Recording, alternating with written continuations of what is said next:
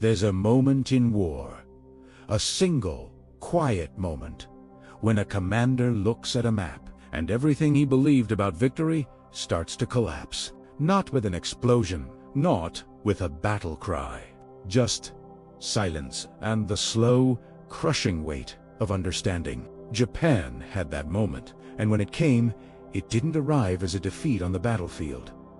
It arrived as a number, a production number, a figure so enormous that even the most decorated admirals in the Imperial Navy couldn't speak when they heard it. Stay with me, because what I'm about to tell you isn't just military history. It's a story about hubris, about the psychology of war, and about what happens when an empire mistakes the patience of a sleeping giant for weakness. To understand why Japan made the decision it made in December 1941, you have to understand the world as Japanese military planners saw it. Europe was burning. Britain was holding on by the skin of its teeth. France had fallen in 6 weeks. The Soviet Union was reeling under the German assault. Entire armies encircled, hundreds of thousands captured, Moscow itself threatened. The Dutch East Indies, oil-rich, rubber-rich, the lifeblood of industrial war, sat nearly undefended. And America? America was tired.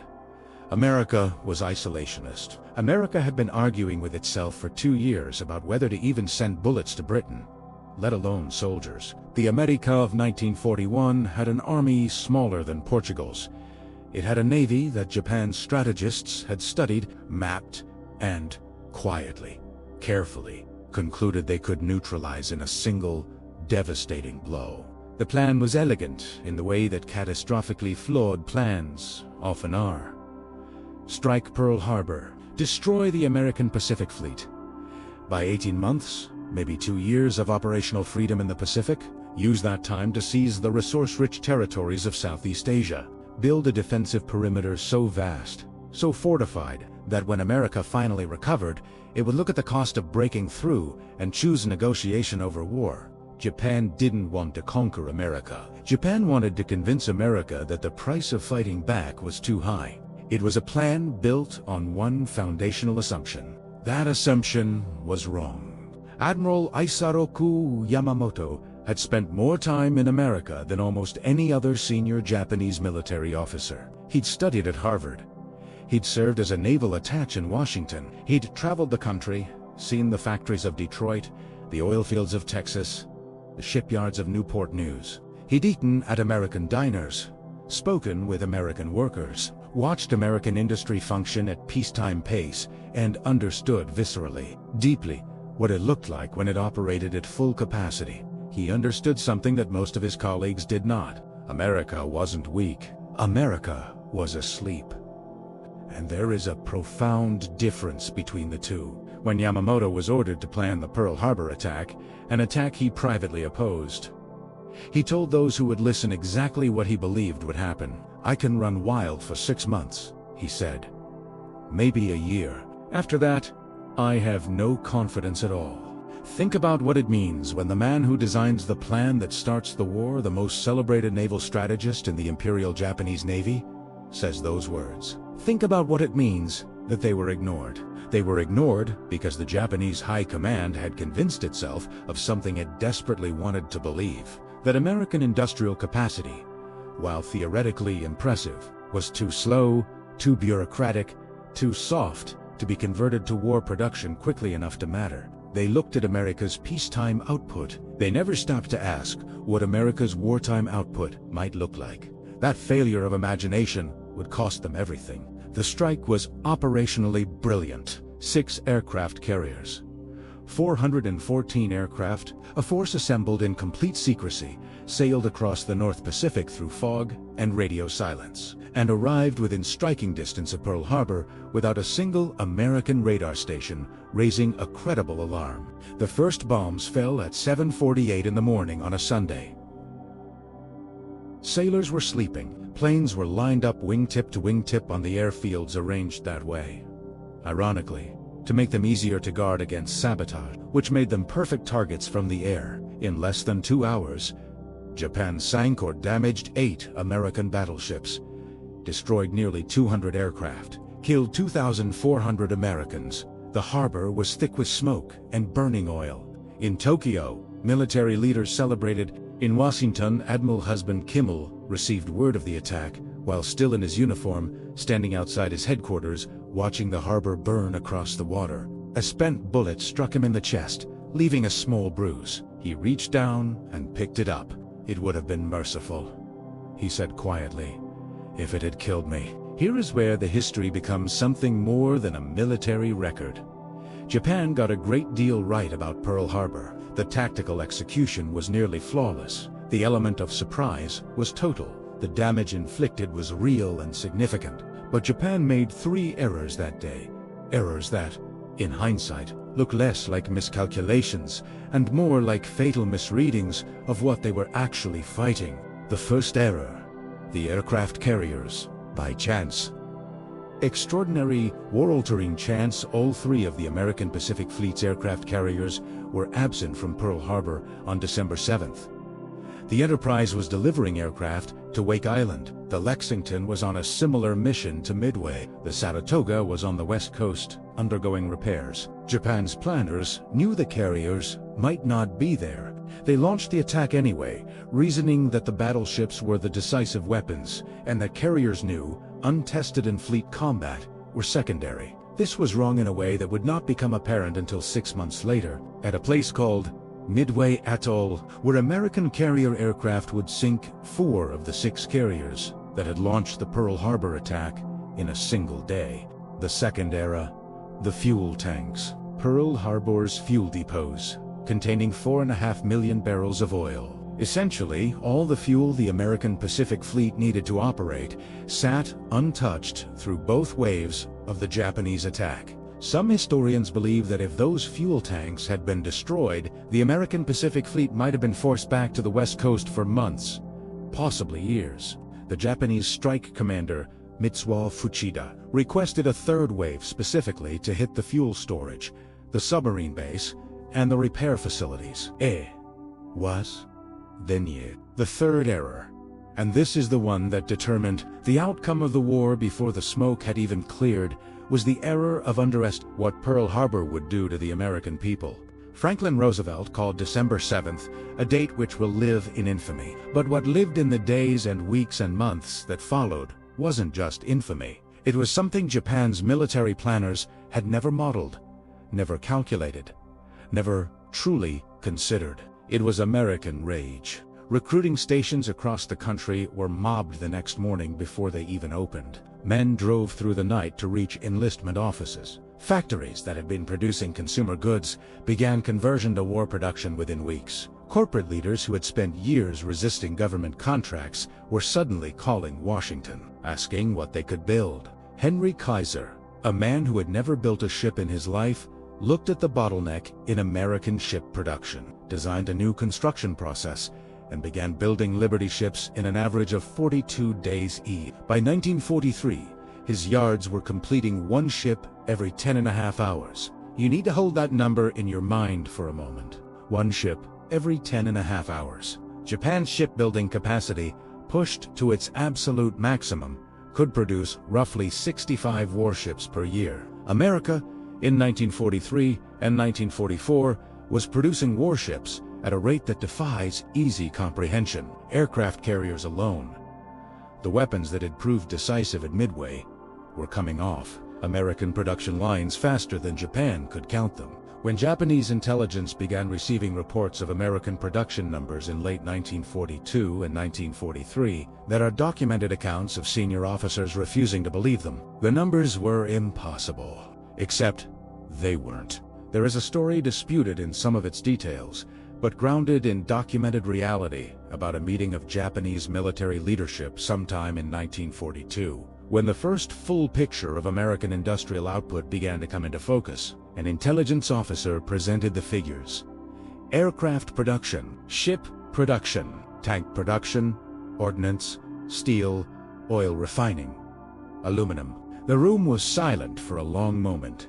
Then one of the senior officers present said something that cuts to the heart of how strategic catastrophes happen. He said, "Why did no one tell us this before?" The answer, of course, was that someone had multiple someones. Yamamoto, Certain diplomats, officers who had traveled to America and seen what they'd seen, they had said exactly this, in different words, in different rooms, before the bombs fell on Pearl Harbor. They had been overruled by certainty. Certainty is the most dangerous thing in war. It is more dangerous than the enemy's weapons. It is more dangerous than terrain. It is more dangerous than weather, because certainty doesn't just ignore the evidence, it systematically prevents you from looking for it. Japan's military leadership was certain of several things. They were certain that Americans, comfortable and consumer-focused, lacked the psychological toughness for a long war. They were certain that after Pearl Harbor, the political will in Washington to fight a costly Pacific conflict would be limited. They were certain that the defensive perimeter they planned to build, stretching across thousands of miles of ocean, could be held against an enemy, still stunned and disorganized. Every one of these certainties was wrong. And the extraordinary thing is that the evidence against them was available before the first bomb fell. It had always been available. It simply wasn't the evidence that the decision-makers wanted to see. By June 1942, Japan had done almost everything it had planned to do. The defensive perimeter was established. The resource-rich territories of Southeast Asia were under Japanese control. The oil, the rubber, the tin, it was all flowing back to the home islands. On paper, the strategy was working. But Yamamoto understood what the paper didn't show. He understood that the American carriers, the ones that hadn't been at Pearl Harbor, were still out there. He understood that with every month that passed, American shipyards were producing more warships, more aircraft, more everything. He understood that the window he had described 6 months, maybe a year of operational freedom, was already half closed. He decided to force a decisive battle, to draw out the American carriers and destroy them, to do what Pearl Harbor had failed to do and knock the American Pacific Fleet out of the war entirely. The location he chose was Midway Atoll, a tiny coral island at the far northwestern tip of the Hawaiian island chain. What Yamamoto didn't know, couldn't have known, was that American codebreakers had broken the Japanese naval code. They knew the attack was coming. They knew the date. They knew the location. The Japanese fleet that sorted for Midway was the most powerful naval force Japan would ever assemble.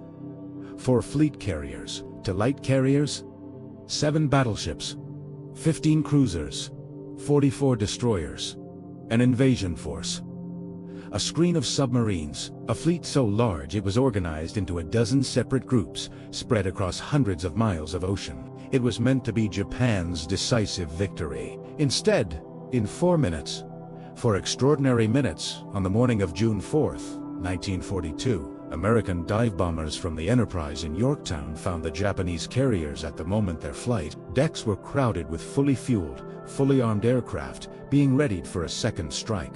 3 of Japan's 4 fleet carriers, the Akagi, the Ante Soru, were hit and burning within minutes of each other. The 4th, the Hiru, launched a counterstrike that damaged the Yorktown. But it too was found by American aircraft before the day was over. All 4 Japanese carriers were gone by nightfall. Japan had started the war with 10 fleet carriers. In a single day, it had lost 4 of them. 4 ships representing years of construction, training, and irreplaceable experience. Among the dead were hundreds of the best-trained naval aviators in the Imperial Japanese Navy.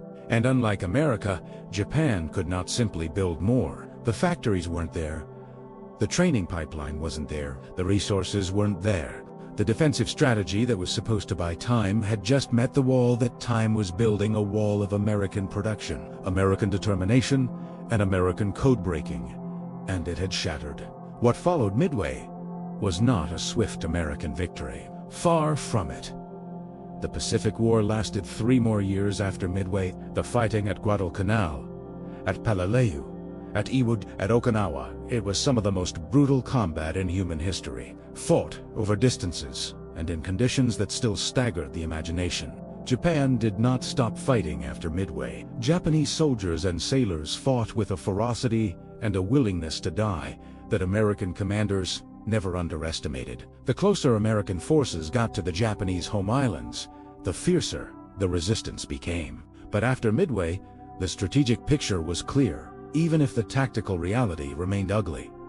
Japan could not win. Not because of any single battle or any single decision after June 1942, but because of what Midway had revealed, that the fundamental equation of the war, the industrial equation, had always been written in America's favor, and no amount of tactical brilliance could rewrite it. Yamamoto knew this. He had known it before Pearl Harbor. He continued to fight because that was his duty, and because men like Yamamoto do not abandon their countries when the odds turn against them. He was killed on April 18, 1943. American intelligence had again broken Japanese communications, intercepting the precise schedule of his inspection flight. P-38 fighters were dispatched specifically to intercept his transport aircraft over Buji. Yamamoto, the man who had warned Japan what would happen, who had designed an attack he believed would fail, who had done his duty and fought brilliantly regardless, was killed by the very intelligence capabilities he had feared and that his country had consistently underestimated. It was perhaps the most Japanese tragedy of the entire Japanese tragedy. I want you to sit with this for a moment, because I think the lesson here is bigger than any particular battle or any particular war. Japan's strategic failure in 1941 wasn't a failure of bravery. Japanese soldiers, sailors, and airmen were among the most courageous fighters in the war. It wasn't a failure of tactical brilliance. The Pearl Harbor attack, the early Pacific campaigns, the construction of the defensive perimeter, all of it showed real operational genius. Japan's failure was a failure of honest reckoning. The decision-makers in Tokyo looked at America and saw what they wanted to see: a soft, divided, reluctant nation that would choose comfort over sacrifice. They filtered out the evidence that contradicted this picture. They ignored the voices, including their own best naval strategists, that told them a different story. They made decisions based on the America they needed to exist, rather than the America that actually existed. That gap between the enemy you imagine and the enemy you actually face is where wars are lost. And that gap doesn't only exist in war, it exists in business, in politics, in relationships, in every arena where we make high-stakes decisions based on incomplete information about people who don't behave the way we've decided they should. The question that Japan's story forces you to ask, forces me to ask, is: where are you seeing what you want to see, rather than what's actually there? If this video reached you today, if this story of overconfidence, of ignored warnings, and of an empire that mistook patience for weakness hit you somewhere real, I want you to do one thing: share it. Send it to someone who thinks history is just dates and battles, because history isn't dates and battles. History is a record of how human beings think, and how their thinking fails them, and what happens in the space between what they believed and what was true. That record matters. It's always mattered, and we are always, in some sense, inside it. Japan surrendered on September 2, 1945. The ceremony took place aboard the USS Missouri, an American battleship. A new American battleship built after Pearl Harbor, commissioned DI in 1944, anchored in Tokyo Bay. General Douglas MacArthur presided. Representatives of the Allied powers signed the formal documents. Then the Japanese delegations signed. As they did, formations of American and Allied aircraft flew overhead in a display so massive, so prolonged, that the sky itself seemed to darken with them. The planes had been built in the factories Japan's planners had dismissed. They were flown by men from the nation Japan's strategists had believed would choose peace over sacrifice. They filled the sky for what felt like hours, because America had not run out of them. It had never come close.